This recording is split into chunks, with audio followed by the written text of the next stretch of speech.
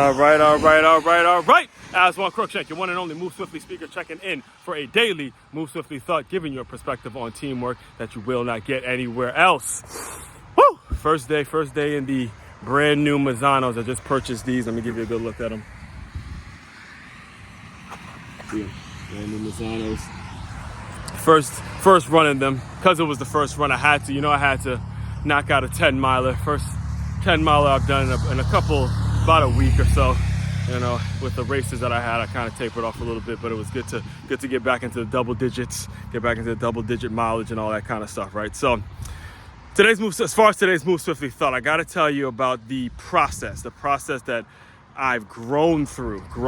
Notice I didn't say gone through, but grown throughout the purchasing of running shoes. And since I've become a runner over the past couple of years, this process has been something that has created a lot of business lessons. I've done many articles about it, whether it's Nike, Mizuno, Hoka's, On Clouds. I've talked a lot about the purchasing of running shoes because that's really the most significant purchase that I do make. I was telling my mom the other day, I was like, yo, the only thing I actually invest in is, the coaching and things that are going to help me when it comes to my races and getting into the running and making this more of a lifestyle, continuing to make this a lifestyle and things of that nature, right? So over the past couple purchases, the previous purchases that I made, the ones that I made before yesterday, right? I would spend, I'm not even exaggerating, I'd spend close to 30 minutes to an hour speaking to an actual employee that was walking me through what are the best shoes to buy. I told her, look, I'm a runner. I run every morning.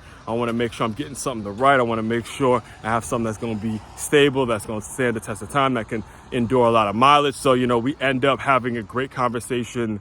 We end up having a conversation that can go, like I said, close to a half hour to an hour long because I'm that inquisitive. I'm that, focused. I'm almost like an attorney, especially because of, you guys know my history with dehydration, with injuries. I had an ACL injury. I can't fuck around with the kind of shoes that I put on my feet, especially when it comes to running and the way I pronate as well. So yesterday, because I had, I liked the Mizunos that I previously bought, I knew where to get them. I got the best deal on these Mizunos in a store called Going, Gone. And I remember I did a video on this.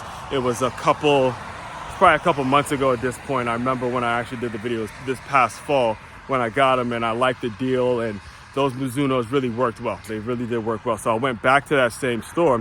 However, at this point, there was no sale. I went so early that there was no sales guy, no person that actually walked me through what the best shoes were like there was previously, right? So I saw these and I saw that they were the right size and all that, and the right brand and all that kind of stuff. And immediately, here's what I did. And this is where I want to get you. This is why it's very important for you guys to grasp now, because this is all in the sales process. And you guys who are listening to me are trying to develop businesses. They're trying to develop organizations. So this part is very, very important. Stay with me, all right?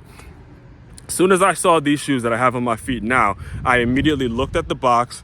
I typed in the name of the shoes on Google and a bunch of the YouTube video, whether it's Google, YouTube, primarily YouTube. I basically typed it in YouTube and I saw a ton of material. I saw a ton of channels, a ton of people called Run Testers channel, runtesters.com, all that kind of stuff where they have the name of the shoe there. And there's people in the video telling me or, speaking about how the shoes work, where they worked it on, what races they used it on, all that kind of stuff. And, really giving me the detail of how many miles it's used, all that stuff, all the stuff that you would have normally gotten from or probably you may or may not have gotten from an actual sales employee that used to be there.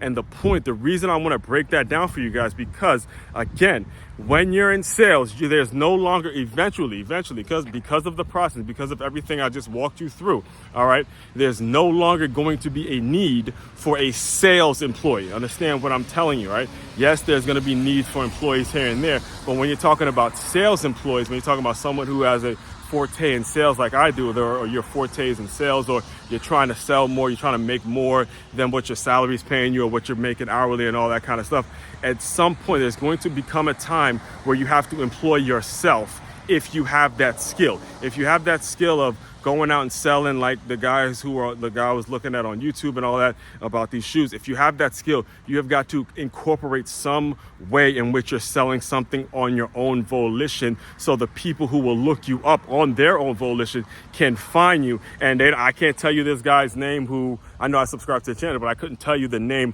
of the person's video that I watched these shoes, but I do know that they help because I understood the deal I was getting. I understood this was a great deal based on all the research that he had already done.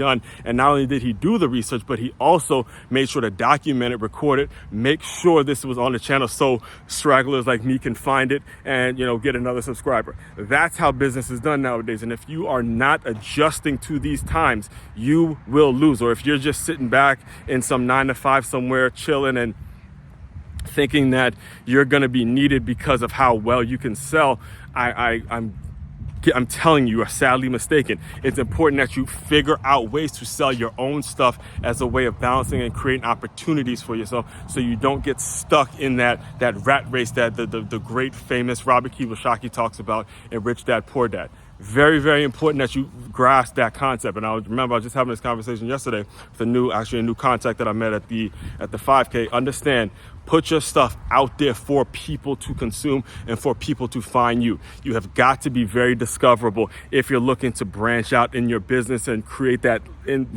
residual income, create enough of an income to where you can start doing it full time. A lot of commonly known as taking your side hustle and turning it into your main hustle. All right. I have a whole lot more on this. Stay tuned. As always, main website to check out to dive deeper into all my work, makeyourmove.com. That's makeyourmove.com. One-stop shop for all your teamwork and your self-development needs. Aswand Cruickshank, your one and only Move Swiftly speaker, checking out. You guys continue to move swiftly. We will talk more soon.